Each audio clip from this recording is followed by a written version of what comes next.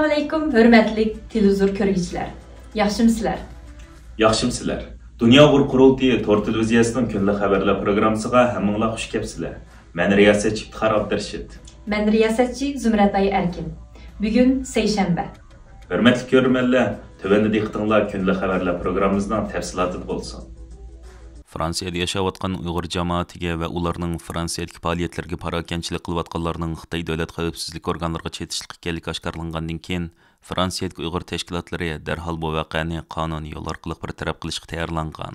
Ular yaqinqi yillardan buyon Fransiyadagi Uyghur faoliyatchilar va siyosiy faoliyatchilar qilingan hujumlarga oid barliq dalil isbotlarni to'plab 22 may kuni Parij sud mahkamasiga Xitoy hukumatining Fransiyadagi Uyghur jamoatiga qaratgan davlat halqon bostirishini tekshirishni talab qilib ariz sungan.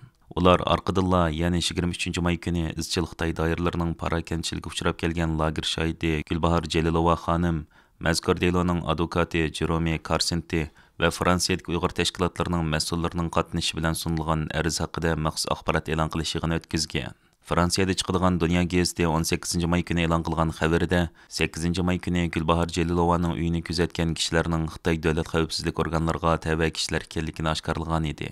Fransiya Ishki xavfsizlik bosh idorasi bilan Parij soqchi idorasi Dunyo gazetiga bergan ma'lumotida Gulbahor Jalilova qatorliq Parijdagi Uyg'ur siyosiy musofirlariga qartilgan qo'rqitish harakatida Xitoy davlat xavfsizlik organlariga tabiiy kishilarning qo'li borligini bildirgan. Mazkur maqola chiqqandan keyin Parijdagi Xitoy elchixonasi o'zining tor betida bayonot e'lon qilib, Dunyo gazetini yolg'on xabar berdi deb ayiblagan. Advokat Jerome Karsenti apandi Erkin Osiyo radiosining ziyoratini el-xat orqali qabul qilib, mazkur ariz haqida tushuncha berib, mundaq deb yozgan. Bu arizda Xitoyning nurg'un ariz qilguvchilarga yillardan beri solgan parokanchilikka doir ko'plagan faktlar o'ttir qo'yilgan. Masalan, noma'lum kishilar 2019 yil Istanbulda Gulbahor Jalilovani tutqun qilmoqchi bo'lgan. Bu yil 8 may kuni yana o'xshash kiyingan bir to'p kishilar qor mashina bilan uning uyining oldiga kelgan.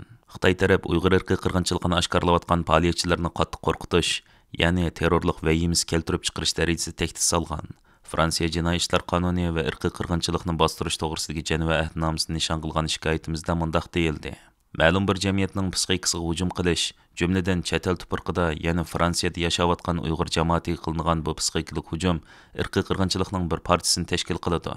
Şoňa biz Fransiya zemindagi Uyg'ur fuqarolarining psixikasiga buzg'unchilik qilgan va qilayotgan barliq Xitoy doiralari ustidan ariz sunduq. U yana Dunyo gazetining Gulbahor Jalilovaning uyini kuzatgan 9 kishining Xitoyning Parijdagi bosh elchixonasiga chetishli Xitoy fuqarosi ekanligiga oid uchurlarni Parij shaharlik soqchi idorasidan olganligini yozgan. Uning aytishicha, ular sud mahkamasiga sungan arizda yana bu 9 kishi haqida taqim ilgirilgan holda tekshirish ilib berishni talab qilgan. U oxirida mundaq deb yozgan: "Biz yana Fransiyaning jamoat fikri, siyosiy va adliya organlarini Fransiyaning davlat manfaatiga hujum qilgan bu qabul qilg'ili va chidab turg'ili bo'lmaydigan ahvollarga sezgir bo'lishni umid qilamiz.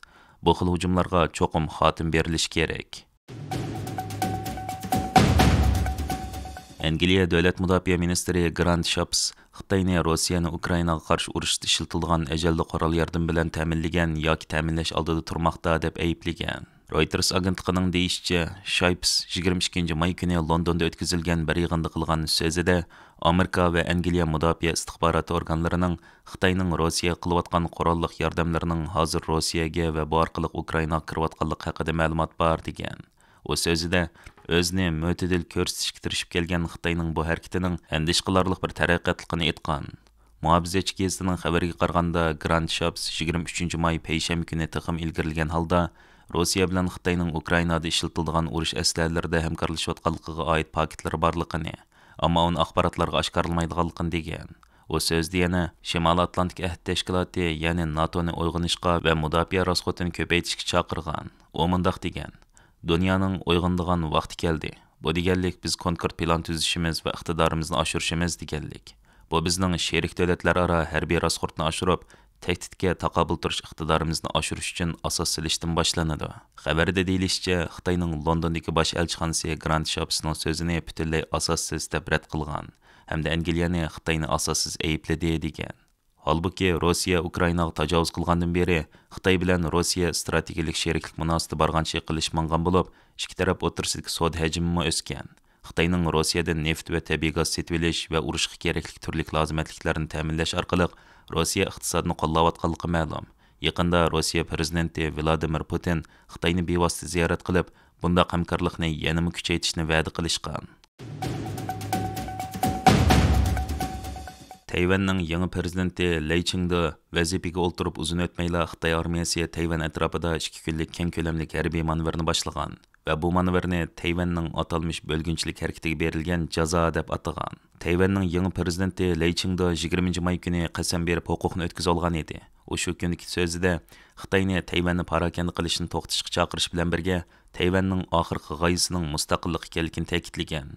CNN televiziyasining xabarida deyilishicha, 23 may payshanba kuni atdiganda boshlangan bu harbiy manevr 2 kun davom qildigan bo'lib, Xitoy hukumat axborotlari bu manevrga Xitoyning necha 10 kurashchi aeroplani, qo'g'ilg'ich paraxod, qo'g'ilg'ichi va boshqarilgan bomba ilib yuradigan tez kemalar qatnashganligini bildirgan. 23 may, ya'ni payshanba kuni Xitoy Tashqi ishlar ministrligi bayonotchisi Wang Wenbin kundalik axborot e'lon qilish yig'inida muxbirlarning harbiy manevr haqidagi savoliga javob berib, Xitoy Xalq Ozodlik armiyasi Tayvanni cho'rda birlashib manevr ilib berib, davlatning egilik huquqi va zamin butunligini qo'g'didi hamda mustaqillik talab qilgan bölgünç kuchlarni unumli jazoladi degan.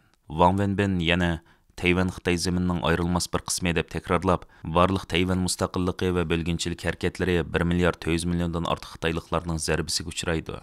Barliq Tayvan mustaqilchi bölgünç kuchlari Xitoyning birlashishining tarixi yuzlanishi oldida mag'lub bo'ladi degan. Amerikalik general-leytenant Stephen Seklenko payshanba kundagi inkasida Amerikaning Xitoyning Tayvanni qorshab turib qildigan bu harbiy manevrga diqqat qilayotganligini, ammo Xitoyning bundaq bir harakat qildiganligini faraz qilganligini degan. Birlashgan Davlatlar Tashkilotining bosh kotibi Antonio Guterres bo'lsa, payshanba kundagi bayonotida o'zining Tayvan bo'g'izidagi taraqqiyotlarga yaqindan diqqat qilayotganligini aytgan va har qaysi taraflarni rayondagi jiddiylikni kuchaytiradigan harakatlardan yiroq turishga chaqirgan. Hurmatli ko'ruvchilar, tövəndə diqqətinizə kundalik xəbərlər proqramımızın təfsilatını sunduq. Keyin qitimliq sonimizgacha ko'rishgacha omon bo'lgaysizlar. Stansiyamizning YouTube kanaliga a'zo bo'lishni unutmang. Xayr xo'sh.